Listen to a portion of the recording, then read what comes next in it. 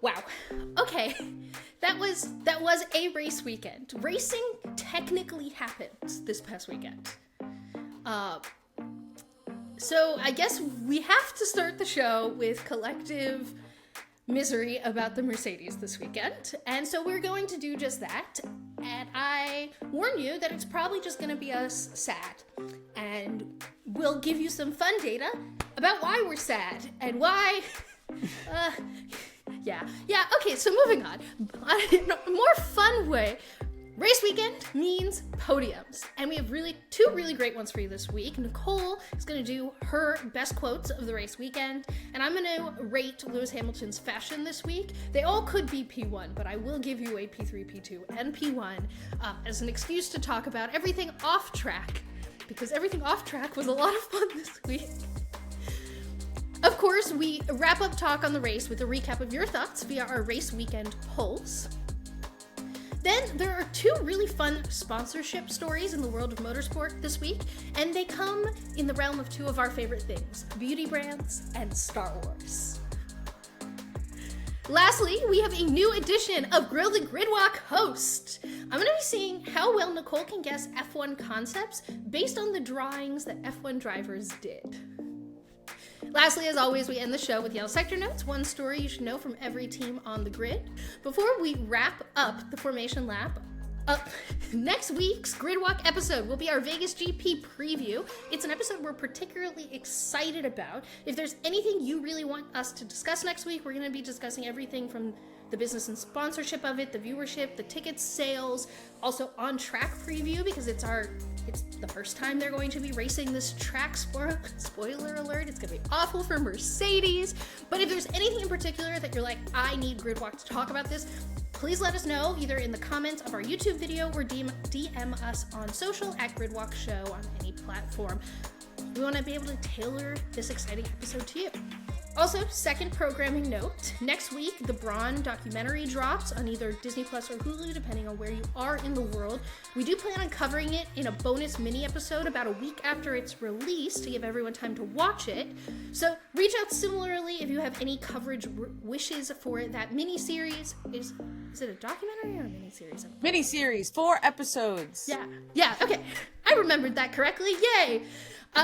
We basically just want to create content that you all want to listen to and engage in and see. So whether it's the Vegas GP or this Braun doc, please let us know what you want to hear from us.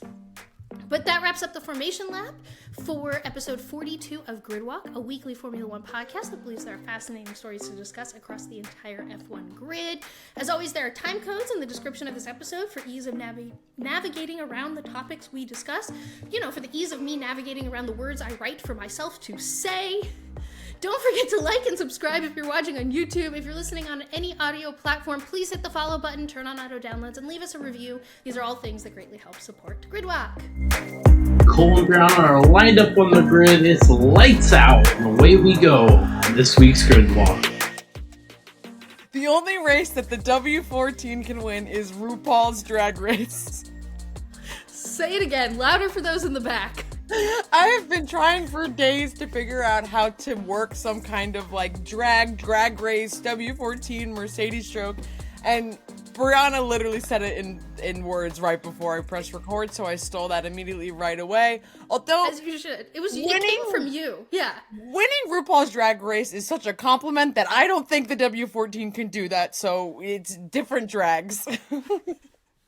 No, but I would love to see it try. I would love to see the W14 succeed at something. And if it's going to be draggy, at least go, hang out with the drag queens, and it can be incredible in some area of the world, because it's not good at being a race car, but maybe it can be a drag queen. Maybe, but anyway, Brazil, this was just a nightmare to watch. We have to talk about on track now, and then we could talk about all the fun off track. Right. So... we knew that Mercedes was a draggy car. But this weekend was unbelievable. Some data to explain just how draggy this car is. Mercedes lost all its time in Sector 3. So Lando was the fastest driver in Sector 3. His fastest sector It's fast. You know what? To everyone listening, like, there's going to be a point in this episode where I decide not to cut out every time I mess up something, which I normally do. And I'm going to give up because it's Iron Flame release week, and I just want to listen to my book and have a quick edit this week. So if you're listening, sorry for making you listen to me stumble over my words for most of this episode. Happy Iron Flame release week to those celebrating. All right, back to the data. Thank you for letting me rant there, Nicole. Lando Norris, Sector 3, 16.289. Max Verstappen, the second fastest, at a 16.345. Lewis Hamilton, who was the faster of the two Mercedes in the sector, was 16.570.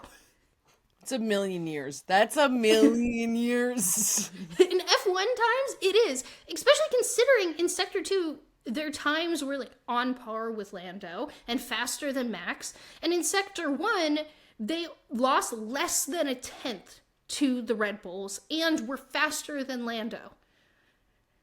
So, and this is, by the way, I'm pulling all these numbers from the sprint shootout just because those were the numbers I had pulled. But, like, they're relevant. They're good enough to talk about. This is what you get for having a sprint weekend and there being 2 qualifying sessions and it all be confusing.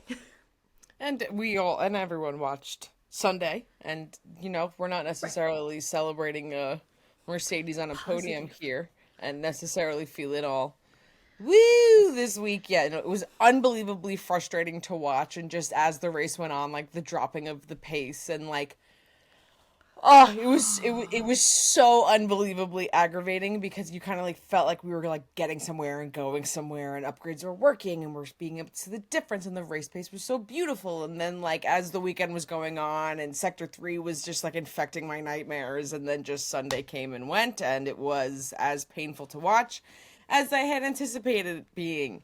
They lost to the Alpine. Yeah, it's real The rough. Alpine were the other car. That garage thought it was a good idea to do a 3-stop. And they... So the other data is you can get...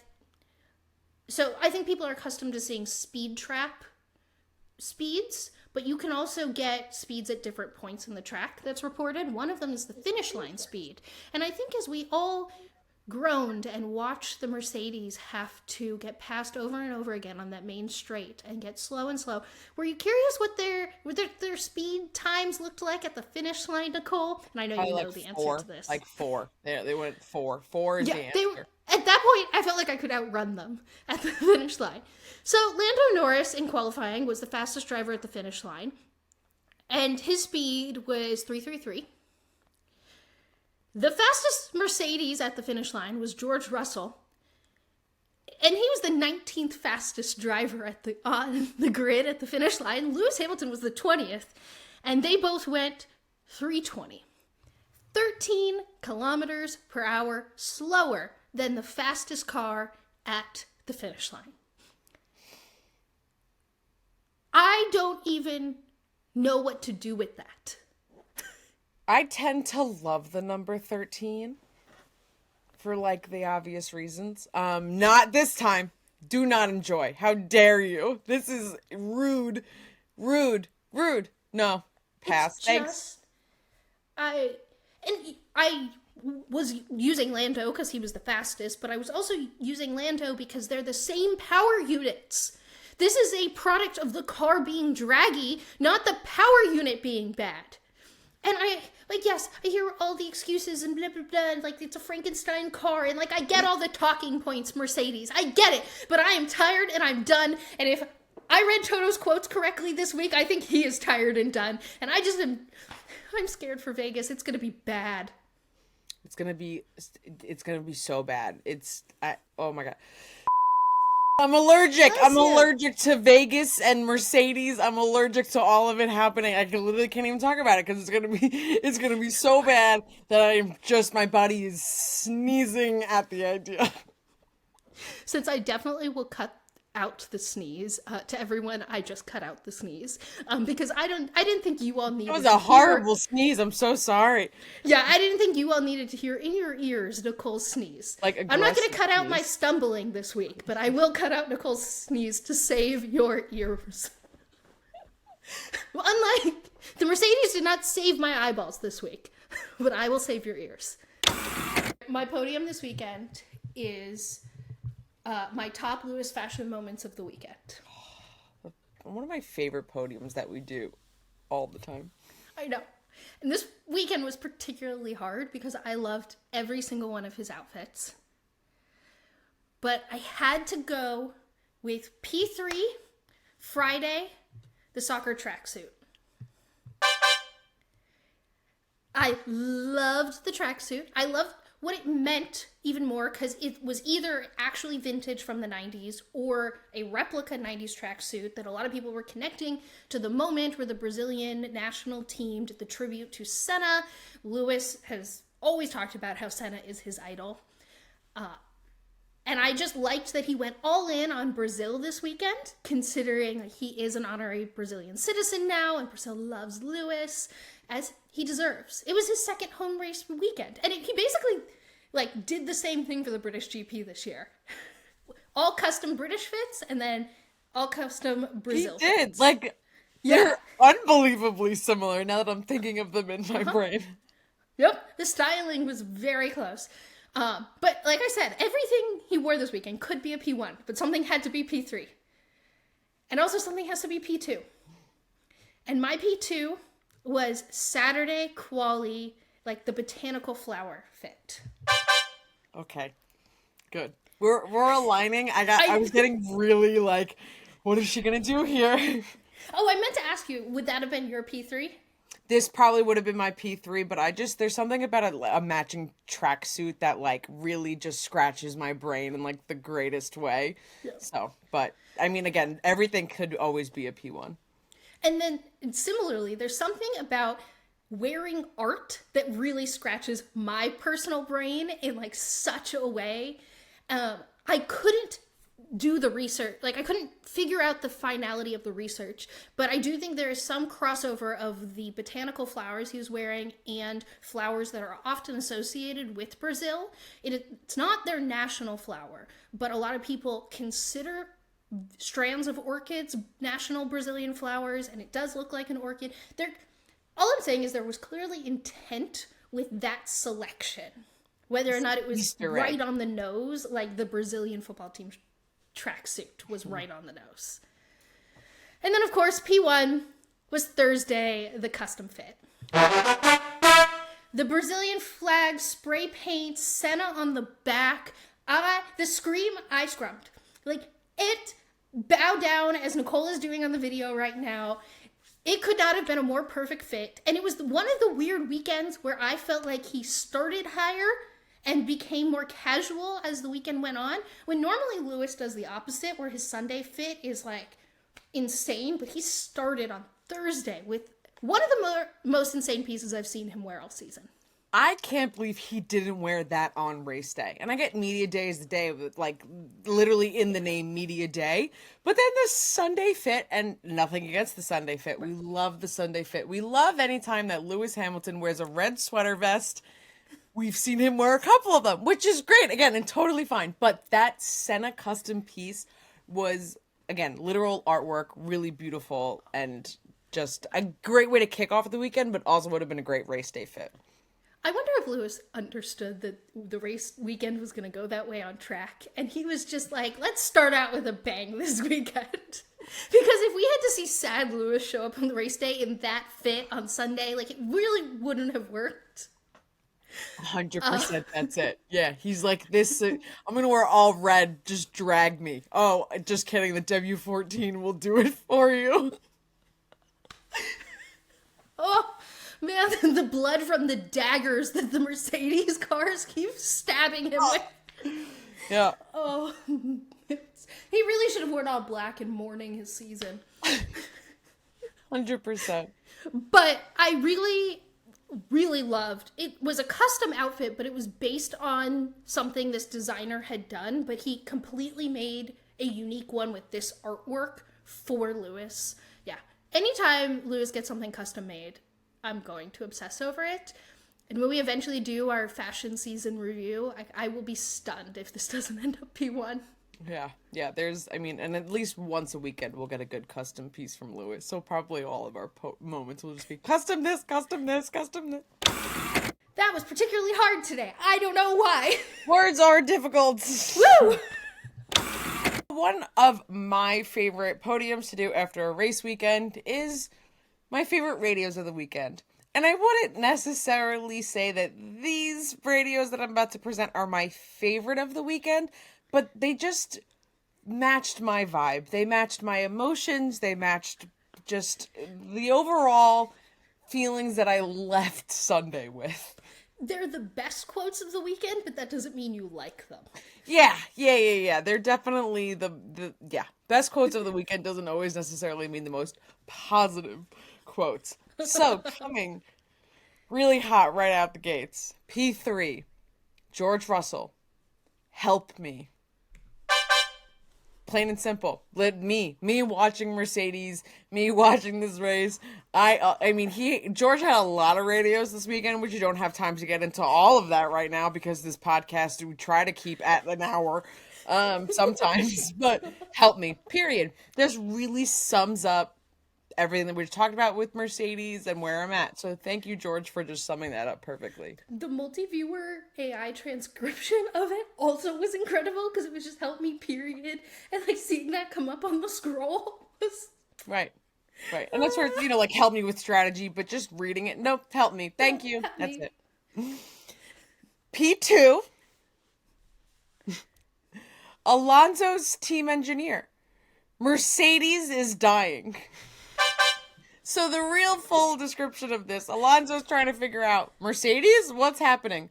And the full quote, Mercedes are dying. They're dying. They're behind signs and are dying.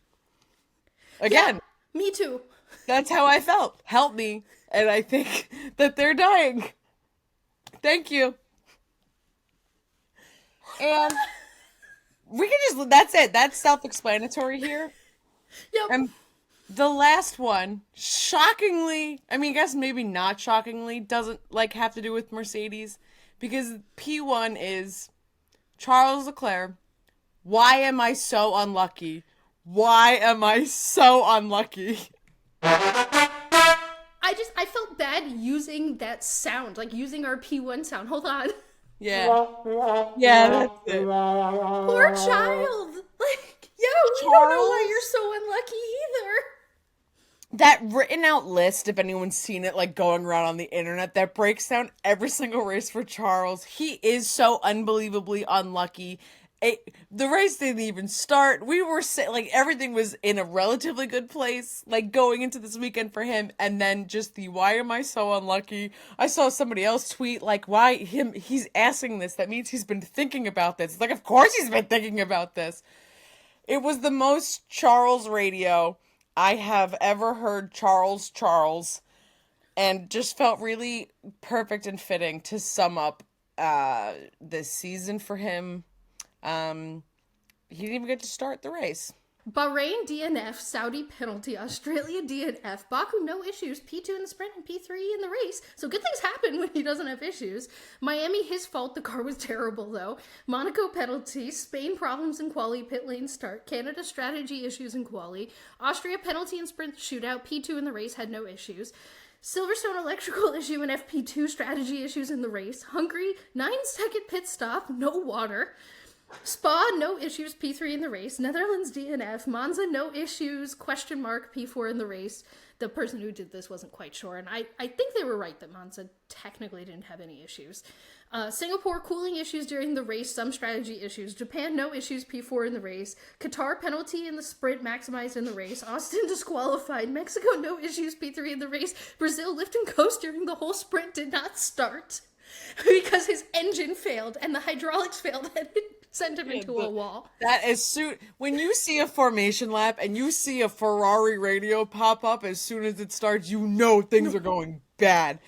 But yeah, so it seems like Charles' 2023 season could be summed up as either P3, no issues, or wow, everything's a nightmare. Brazil GP polls. So a reminder, if you don't follow us on Instagram, you should follow us at Gridwalk Show. After the race, depending on the time of day, so either immediately afterwards or the next morning, we post polls. On how well Mercedes performs and how when the Eagles play and how the Eagles play. Within 12 hours of the end of the race, polls will pop up on our Instagram story because we want to hear what you all think about the moments of the race. So, poll number 1 this week was Max just toying with Lando at the start of the race? The options were yes and no. I wanted an actual answer to this one. Before I give the results, Nicole, what do you think? 100%. I saw Max had the opportunity to be like, oh, this is going to be fun. I'm going to race Lando and then I'm going to fly away. And that's exactly what happened. Like, it was like a one-time, like 2-time of like, oh, he's like, let's give the, commentators something to talk about for 2 seconds. And then suddenly there's like a almost 4-second gap. Like, no. This leads into a future question, so I'll pause on my comments on the sprint race in a second. But yeah, I think in one lap, he was 2.2 seconds ahead. Like, the gap was insane in about a lap and a half. So yeah. And guess what? Everyone who voted said the same. Not a single person said no. Everyone knew that Max was just toying with Lando.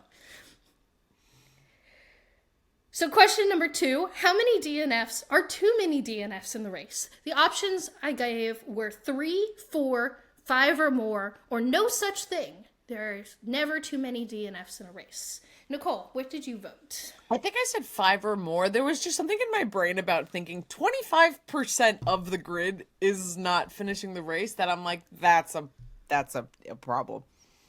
I feel similar that like that many people not finishing the race. I think it depends on why they didn't finish the race, and I don't love like crashing out being the reason.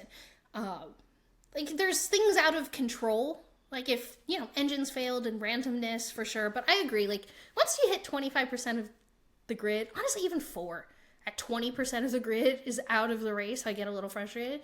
I even think with the 4 thing, it then always also comes down to like, I think in my brain, if I'm seeing like, oh wow, both Ferraris, power units failed and Haas took out a Haas, like that seems a little bit more like understandable of a 4 drivers than like, Charles hydraulics go and then K-Magan out, like everything that just happened, like slowly but surely you just see like one more fall and like look, Danny Ricciardo made it out of that garage somehow after a tire went flying, so we're all just Yep, and him and Piastri just like circled around the back the whole race because they Australian GP round 2, Australian GP, let's go.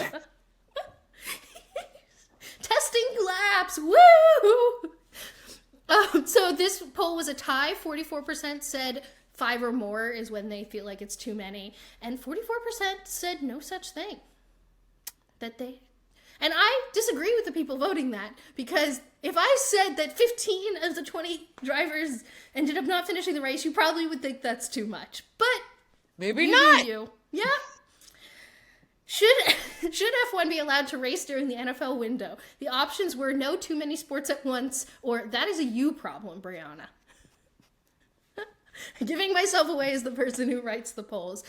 And the winner was 78% said that was a me problem. And I knew it was a me problem, and that is okay. So thank you. But I was upset about it while writing the poll. And I the did 22% vote in agreement with you. I knew you would. And oh my the 22%, God, it's an overwhelming majority, though. That's so funny. To the 22% of you who said, no, that's too many and agreed with me, I see you. But yeah, no, I know it's a me problem. Moving on. Did Aston Martin figure it out? The options are, yes, they're back.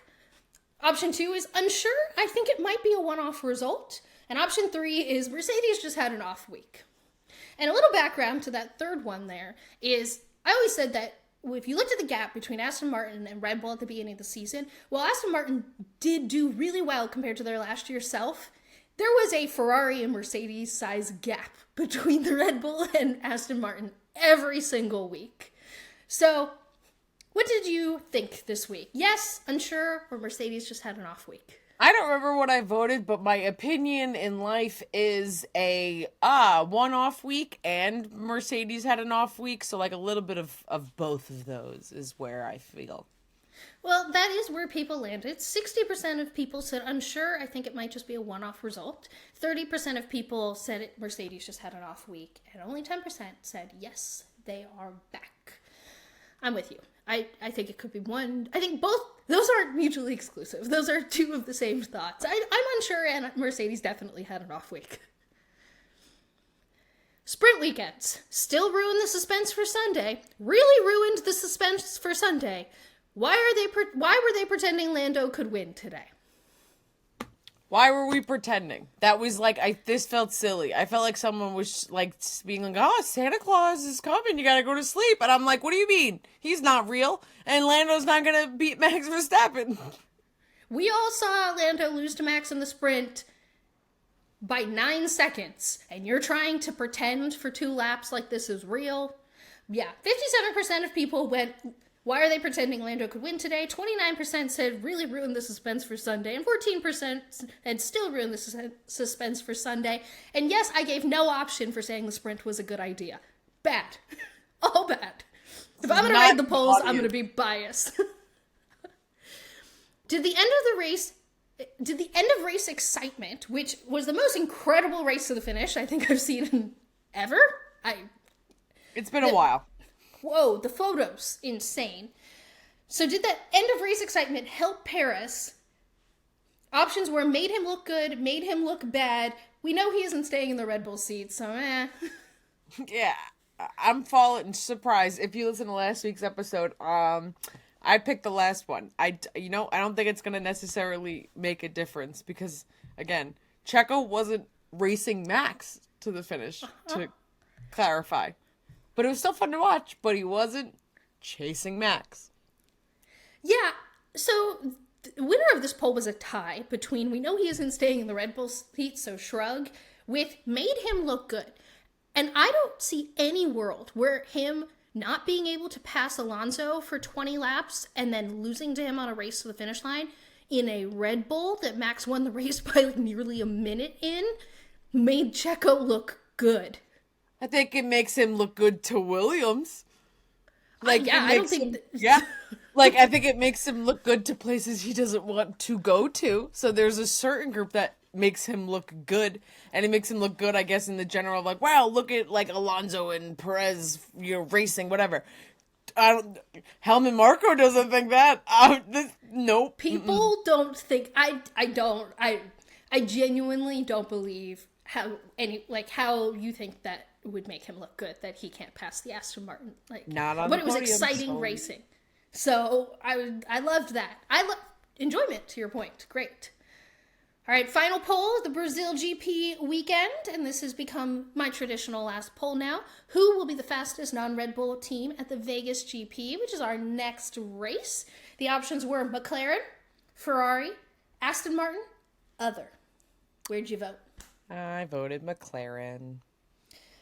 As did most people, 64% of people voted for McLaren. But I will point out that this week, Ferrari got some votes at 27%. And other got 9% of the votes, which I think are some positive Mercedes fans holding on to some hope. And Aston Martin got none. Wow, that's so great. I'm so excited for Ferrari, though. They never get votes in these polls. I know. So make sure you go follow us at Gridwalk Show to participate in the polls after the Vegas GP. We didn't point out to the people listening to the pod yet that you've completed the circle of the comment you made last week, and you are wearing your 1989 Taylor's version cardigan. Yeah, so some crazy magic happened. Maybe I'm on like a Magic Swiftie list. I have no idea, but I didn't think I was going to get this cardigan until like January of 2024, and then it arrived. So maybe Taylor Swift listens to Gridwalk and heard that I purchased this cardigan instead of buying a Danny Rick Red Bull hat, and this is her like being like, I support you, you made a good decision, go Mercedes, here's your 1989 cardigan, like crazy early. So I felt like I needed to, complete. I didn't lie. I didn't buy the Danny Rick hat because I did buy this. So not only are we about to dive into some incredibly fun marketing things that is some of Gridwalk's favorite things to talk about, but it is the continued involvement of brands that are not only like geared towards females, but makeup brands. Makeup brands being involved in motorsports has grown this year to like a level that's probably never been seen before because females' presence in motorsports has just been becoming more and more evident. So what kicked off this entire segment was last week, Bianca Bustamante announced as one of her newest sponsors is Anastasia Beverly Hills. And funny enough, earlier we talked about RuPaul's Drag Race, which is also sponsored by Anastasia Beverly Hills. And now they are They make good investments. Incredible, wonderful investments. I wonder if Bianca gets a lifetime supply of Anastasia Beverly Hills. They have also sponsored my eyebrows today and every single day because they have the best brow pencil. This is a not sponsored segment. No. But really, I would totally accept one. I would totally 100%. Anastasia, highly recommend many of your products. But it's crazy of their involvement is not just that they're sponsoring her. There's a logo on the race suit. There's a Anastasia logo on the car livery. It's so very present. It's so very loud. And Anastasia would not be putting their money here if they did not think their customer was here. And that is us. We are here. We are here. We are here. So there's been a couple of examples of this, but initially, what are your thoughts? How hyped are you? How unimpressed are you? But I think I know where you're falling. No. We've of course talked about this offline, and I'm super hyped. And I will always be excited when a brand that you don't traditionally attach to the traditional motorsports audience like learns and understands that their audience is watching motorsports and is supporting drivers, and then they back that up by sponsoring them. So yeah, Bianca's doing like a one-off race in November. That's a street circuit race, and the livery on the car with the Anastasia Beverly Hills logo is unbelievably cool in my opinion. These sponsorship investments, particularly one as visible as this is going to be, and Bianca has an incredible social media following that she pushed all this out to, they only make that kind of financial investment if they know that the right eyeballs are watching, which means that this brand understands that makeup wearers of any gender are watching Bianca and watching her race and watching that race series. And so it's just so great to see more non-traditional brands like that get involved in motorsports because they're seeing us. They know we exist, and it is very exciting. Not Gridwalk. Non-traditional motorsports viewers, like us. Like us as a collective, not Gridwalk. But hi! If you're listening. It's also so funny of when Briana made a really great video about this on all of our short form, so if you like, go check that out. But while like doing the editing, behind the scenes of this, looking at the Anastasia Beverly Hills Instagram and scrolling, and you just see makeup, and then there's like this motorsports post of the car livery and Bianca. So it's so crazy of like them also highlighting that amongst all of their products where you feel like it wouldn't fit, but like to us it makes so much sense because we are the demo and we are their customers, and they are advertising a driver that you and I have been supporting and rooting for, and we've seen have success and also love what she's done in the pivot on her social media. So this is checking every single box for me across the board. I think it is my favorite. It's close. I think personally, just because I am such an Anastasia like loyalist, it is like my favorite makeup collaboration in motorsports of the year, but there have been a couple that have been pretty great. I am still really partial to the e.l.f. Cosmetics sponsorship that Catherine got at the Indy 500. Also because of all the activations that they did with her, where they brought her into the store and they filmed additional content. So I really felt like they maximized that sponsorship really well. Also, I think part of it is like the Indy 500 is such a big deal. Huge. And that's why, so like e.l.f. being a sponsor of a female driver participating in the Indy 500 just felt so big and cool in the moment. And I believe she was on Good Morning America talking about it. If not, it was one of the other morning shows. But this is like, this just feels like another, like, stack on that. Like, I wonder if Anastasia Beverly Hills is going to, which is such a mouthful, which is going to follow Bianca to F1 Academy next year as one of her sponsors, because F1 Academy drivers still have to get $100,000 in sponsorship every year, so I hope that's the case.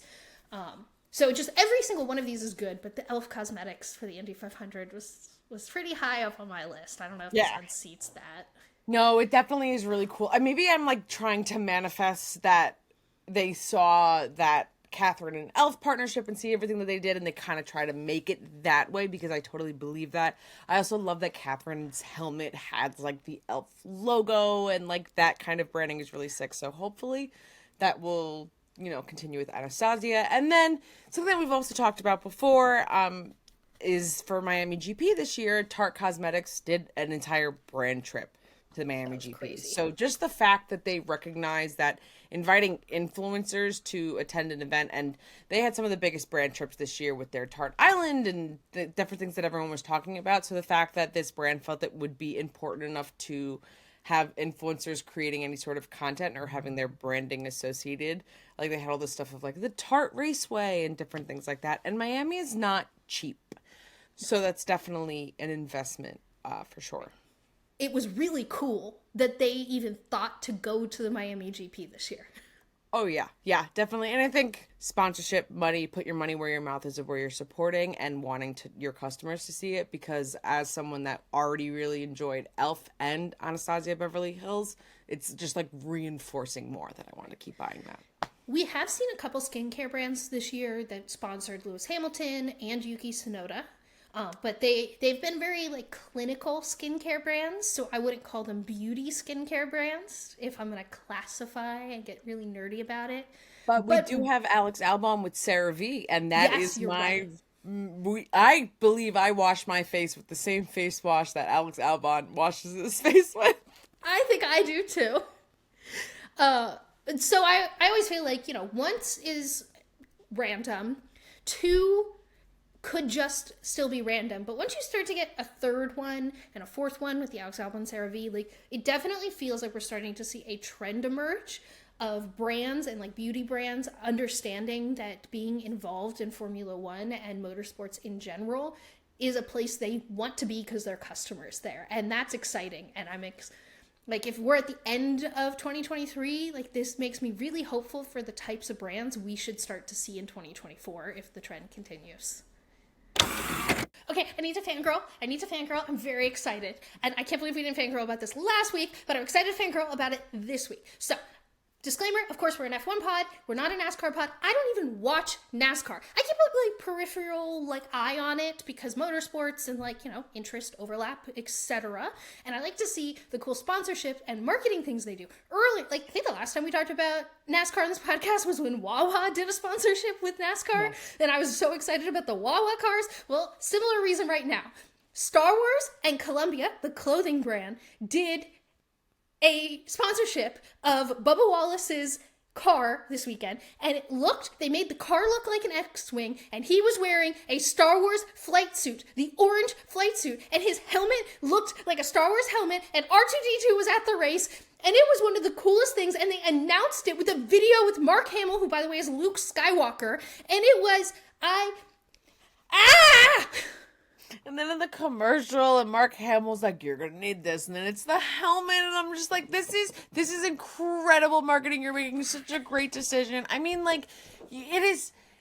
Anytime a organization is able to utilize the Star Wars branding, like, it's like such a magical, beautiful recipe when they do it the right way. And numerous times in racing, we've seen before that, like with F1 and Red Bull doing an entire really sick livery, like, wow. Okay, I'll getting just fix very that. blurry. I mean, I know what you're talking about, but we'll put a beautiful insert of just being able to see it. I can't believe R2-D2 is at the race. They like even extended beyond the like just the advertisement of it, which is also a fantastic, like, very. Anytime Mark Hamill like gets into an advertisement of like being Luke Skywalker. It is so motivational and like crazy because it's also going to tug on like every single person's heartstrings from like the young Every Star Wars lover generation. to the original Star Wars lover. So marketing, check, check, check, check, check. Like you're really hitting the nail on the head here. And I'm really sorry to his teammate Tyler Riddick, who, yes, he also had a spaceship as a car, and he dressed up as an Imperial officer, and stormtroopers were there. But that just was significantly less cool because he's dressing up as a fascist. So, like, I'm sorry, but Bubba Wallace got to be an X-Wing pilot, and it was so cool!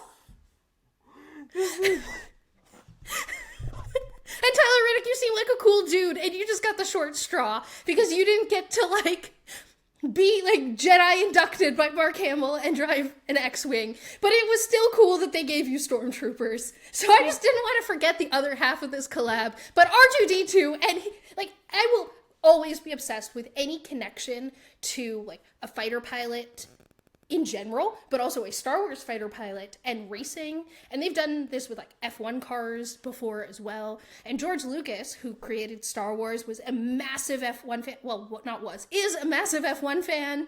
And he actually talked about like the feeling in a dogfight in one of the Star Wars movies needs to feel like an F1 race. And so, like, there's all these parallels. And pod racing in episode 1 is basically just him wanting to create F1 in The Star sound Wars. of pod racers in episode 1 is Formula 1 cars, which was news that I got to share with Brianna before I let Star Wars into my life and just thought it was like, that's a fact. And now I think that's like the sickest fact ever.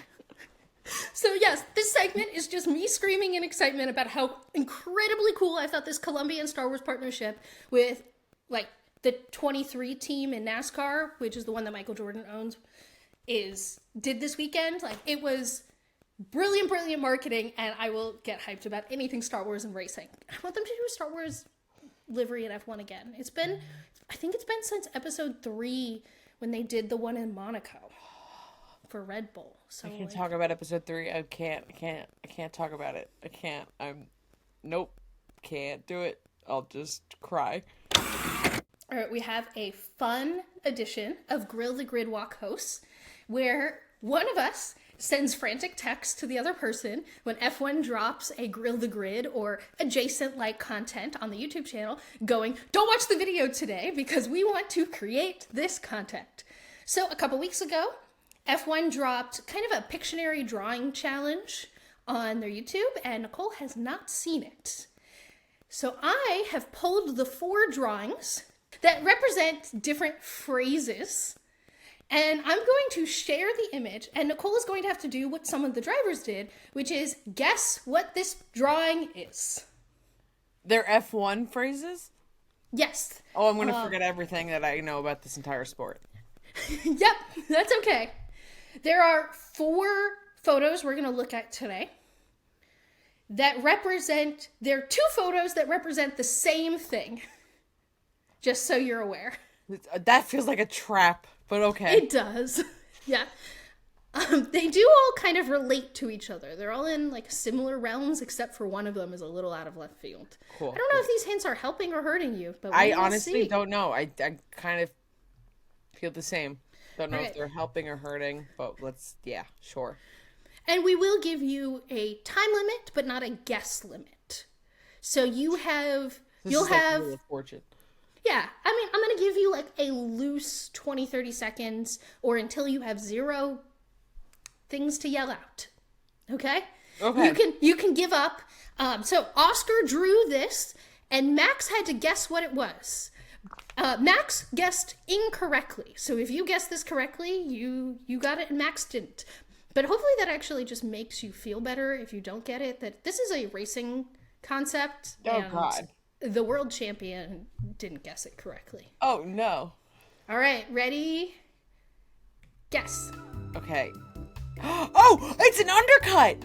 It is an undercut. I thought that this was an incredible drawing by Oscar Piastri for an undercut. Congratulations. That was great. Well, I saw the scissor and I said, well, that's a cut. And then I said, okay, so the top one's going to be under or over, and it's pointing under a table. Yeah, how did Max not get that? All I know is that Max did get cut, but he didn't get undercut.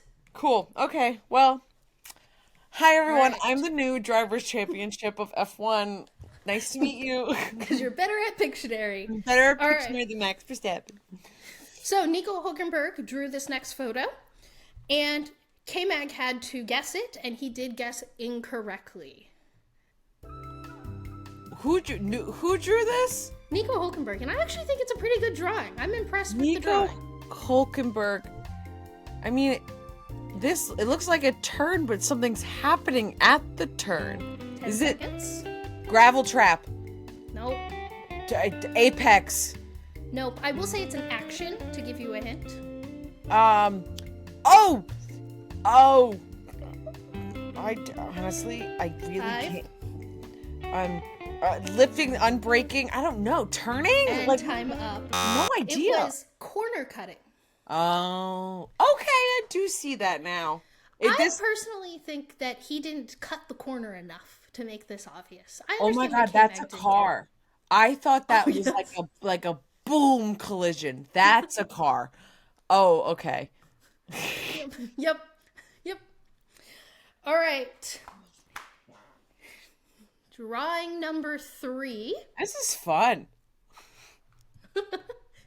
I think this was a fun video idea that F1 put together. And the way F1's video worked is that when someone guessed incorrectly, that was what the next person had to draw. So there was like a chain. I just pulled the images for you. Yeah. That's a fun idea. All right, George drew this, and Charles was the one who got to guess it, and he guessed correctly. Okay. Why did George get colors? No one else had He was colors. the only one who decided to use the colors. That sounds very George of him. Yeah. Okay. Whatever the yellow is the finish line? Finish line. Lights out? Is it the 10 light? seconds. No. Oh! Track limits? Oh no! Yes. Yes! It's track limits. And for those of you who also haven't watched this YouTube video yet, George gave a full description about why he decided to draw it this way. And I really do think it was a good description, and I think it was a good drawing. I really almost, after I said track limits, I was like, oh no, I almost just screamed pyramid curbs! But I was like, this had to be shot way before all that went down.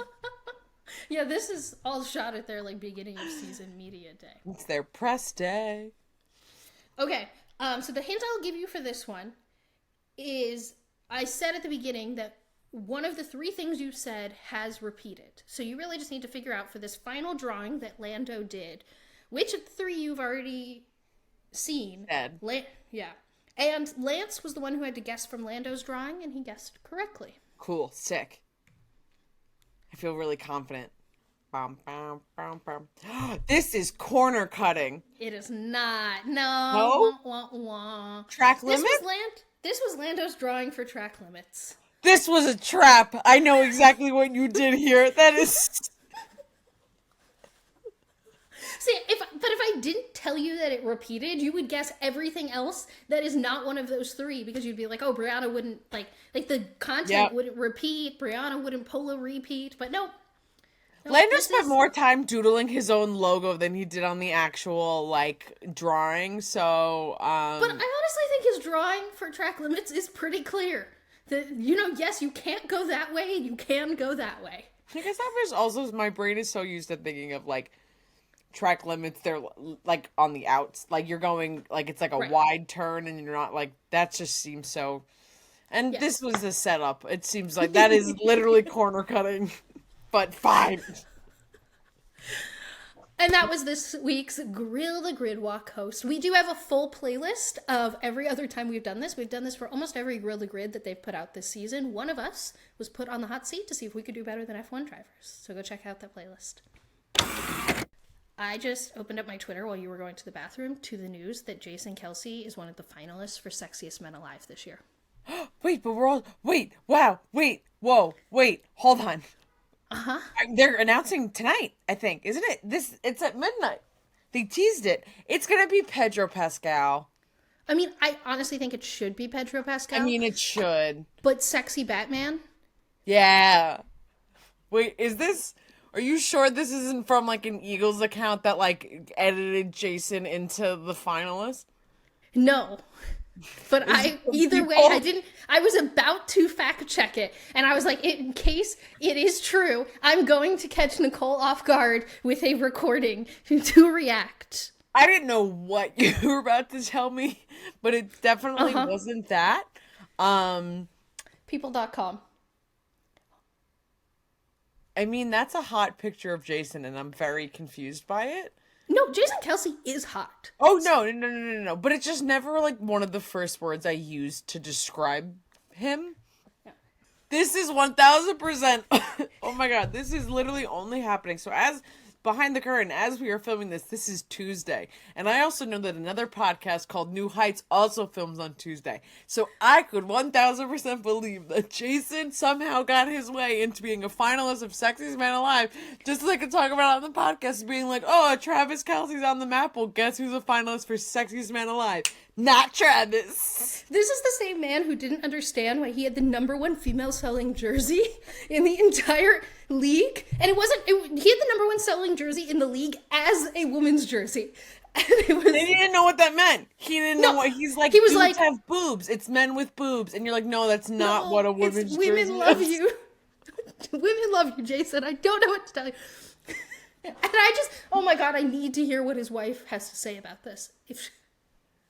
Her response is she can fight. She already responded on the New Heights episode of This Is Mine. Incredible.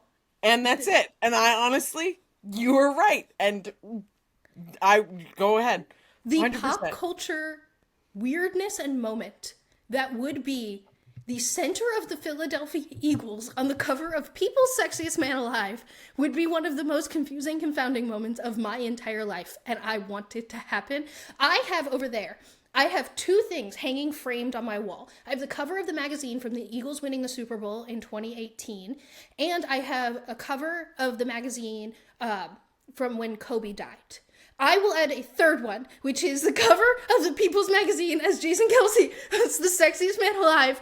If this happens, it would go up there with the rest of them.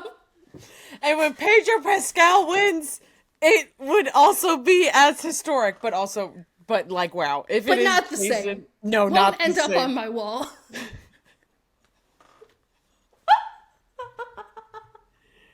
If they don't talk about this on New Heights, I'm going to be so disappointed. The also funny thing is that I'm going to edit this all into content, and then everyone's going to be listening to this knowing what actually happened. But, like, this is behind the scenes. Hope it was fun. Well, this is our last segment before Yellow Sector Notes today. And we figured it was a good transition segment away from the horror show that was the Brazil GP weekend into what will probably be one of the most chaotic, crazy weekends of the Vegas GP.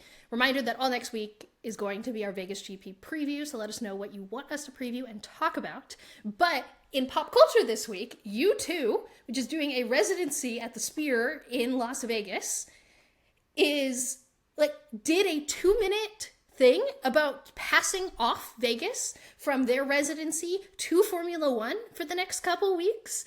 And this whole thing blew my mind as the small child who just grew up listening to so much U2 and Bono being Bono.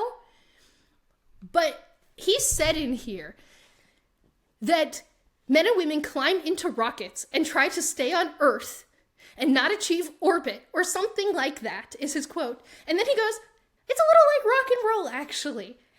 And I want Bono to describe Formula One. I want him to get on the commentary and talk about climbing into rockets for the entire Vegas GP weekend. That is my hope. Please don't leave. Please go to the race.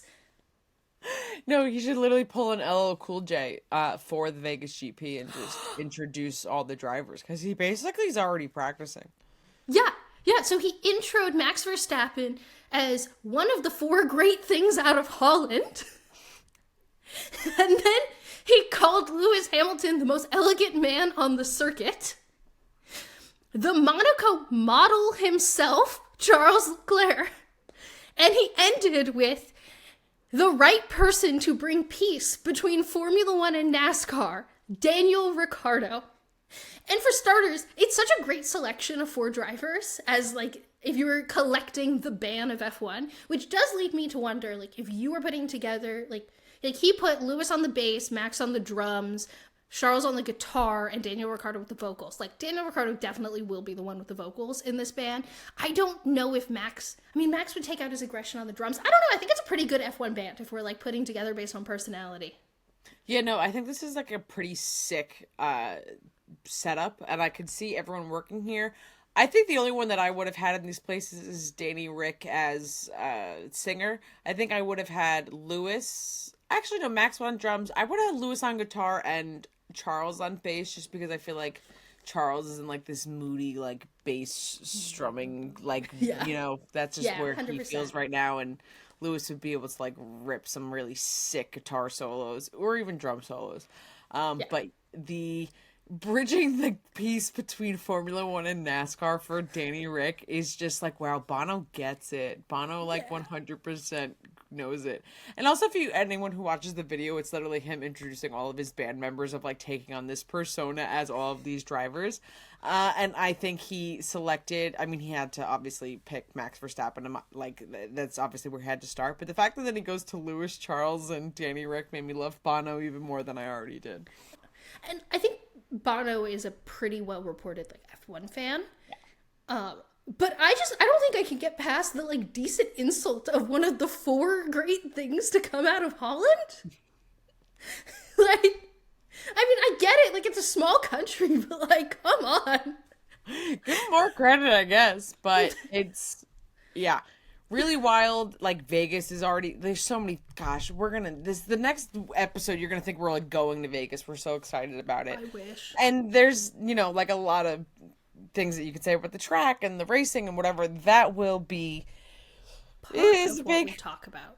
Yeah, big question mark, and we will talk about it. But at least the activities off track are going to be unique, one of a kind. Nothing that I think F1 has ever seen before, and right up our alley. For good or bad. For good or bad, and at least Gridwalk will be here to at least attempt to translate, like, what the attempt was here, at least. And if they were able to succeed in things, because it's going to be like a marketing Disney World. I think we're both pretty on the record where we say we want spectacle and chaos. And so next week in the preview, we will kind of set the rubric of what will make this a good spectacle versus a bad spectacle. What will mean this is a success or a failure in F1's eyes, in our eyes as viewers and watchers. But I am hyped for 2 weeks of glitz, glam, chaos, Vegasness all over F1. Bring on the sequins and, like, potentially one of the biggest gossip grids that I've been anticipating all year. Welcome back to Yellow Sector Notes. Not the fastest walk around F1, but we will complete a full lap around the paddock, hitting every F1 garage. Starting with F1, they announced an extension for the Brazilian GP this weekend. They are extended through 2030. Patron is partnering with Sergio Perez again for another US-based Grand Prix ticket giveaway for the Vegas GP. Make sure you enter. Mission 44, Lewis Hamilton's nonprofit, announced plans to enter Brazil, adding it to the list of countries they plan on entering in the upcoming year. They currently do work in Great Britain, but plan to expand to Brazil now, the US, and South Africa all within the next year. Ferrari is so obsessed with putting numbers on the stomach of their merch. This is now becoming a trend I don't understand. And you'll if you haven't seen the Ferrari Vegas merch and the Ferrari USGP merch, just put them side by side. I don't get it. I don't understand. McLaren extended their partnership with sports clothing brand Mitchell & Ness with a line of jersey-inspired McLaren merch for the Vegas GP. They did this last year for the US GP. It was really sick last year. It's really cool this year. Ferrari, take notes. It was announced that Felipe Drugovich will remain as the Aston Martin reserve driver this upcoming year. Williams sponsor Duracell is also doing a Vegas GP ticket giveaway, so make sure to enter that one this week as well. All right, cool story going on with AlphaTauri. AlphaTauri announced a partnership with the Japanese franchise Gundam. The impact of the Gundam franchise in Japan is often compared to the massive cultural impact that Star Wars had here in America. So it is a huge, huge brand. It has now expanded globally. Big deal. This is a really big sponsorship deal that they're doing. They're going to be doing pop-up stores around the track in Vegas. They're putting the logos on the car and in other places. Plus, they made a custom AlphaTauri mech, which looks incredible. Plus the promo that Yuki did for it was really cool. So love seeing this. Doesn't get me as hyped as the Star Wars thing earlier in the show, but like I understand that it's on that level, so it's really cool that this is happening for the Vegas GP. All right, in some more serious news, Haas exercised its right to review this week over the results of the US GP, stating that track limits were not equitably... that they basically said that more track limit penalties should have happened, and it wasn't equal across the board during the race. To which I say, duh, we all know that, but now we get to wait and see if the FIA is too prideful or if they're willing to admit what we all already know. Some timeline to this, they had the Wednesday, the day before you're listening to this, they did the hearing where everyone came and testified, and then there's going to be an additional date that is yet to be announced where they announce the results of said hearing. Stay tuned. We'll keep you up to date. That is the grid walk for November 9th, 2023 completed. How was my sector time today, Nicole? Faster than I got my 1989 cardigan. Thank you to VoiceOver Man, F1 Multi-Viewer, still the real one, and our four-legged executive producers. If you are watching this on YouTube, hey, what's up? Subscribe before you click away, like the video, and leave us a comment with what you want us to talk about in our preview for Vegas. There's so much happening with the Vegas GP. We really want to make sure we hit everything that you guys want us to talk about. If you're an audio listener, don't forget to follow, turn on auto downloads. That's the best thing that you can do for us if you love or care about our well-being at all. And then you can rate and review the pod while you're there. Really, all of these things that you do with interacting with our show really help other people find our podcast, and we really appreciate you, and it'll give you great karma points. Join us for our daily grid walks on every single social media platform that you can think of. We are at Gridwalk Show on Instagram, TikTok, Twitter, and Threads. We'll be back to walk the F1 grid every Thursday, and we sincerely hope that you join us. Today felt like a cliffhanger that Briana had to leave her book for, and not a grid walk. Happy Iron Flame Week. I gotta go read. Bye!